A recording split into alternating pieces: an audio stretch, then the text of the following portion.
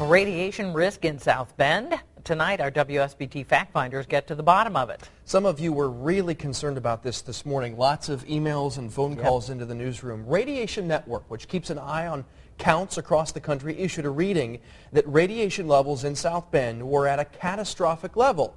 Turns out it was a mistake. WSBT's fact finder John Paul is here. And John, you learned some equipment malfunction.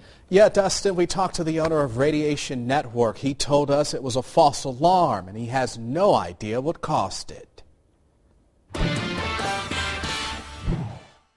We use some form of radiation almost every day. We count on it for medicine, sciences, communication, and cooking. Too much, though, is a bad thing. In fact, it's dangerous.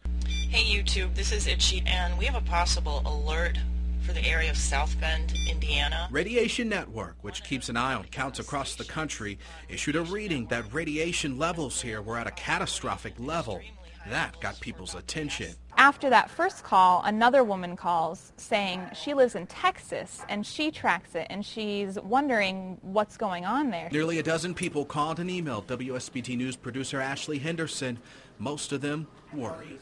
I'm really the only person here doing the show, so there's not a whole lot I can do footwork-wise to figure this out. And he said, well, you can't wait that long. This is an emergency. Like, you can't wait to see what's going on. The wind direction would be coming right from Palisades. Turns out it was all a mistake, and the fact finder team knows why.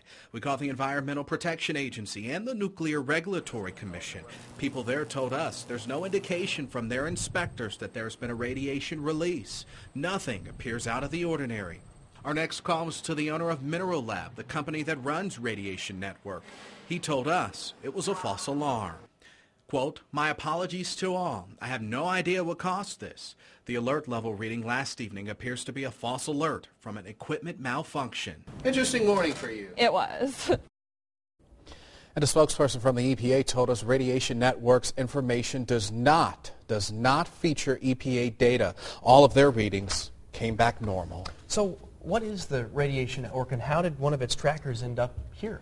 Well, the company owns and operates all of their software and equipment, and people like you and me, we can actually buy it, and then we are actually part of their network. Now, just to give you an idea on how far-reaching this equipment is, someone in Texas actually called our newsroom this morning, again, worried about what was happening here, and she's like, hey, you know, is everything okay there? And Ashley was just like, yeah, as far as I know. So, yeah, definitely Catastrophic interesting levels, morning. I'm not sure we'd have been answering Yeah, I the know, phone. right? Thank So you, true. John.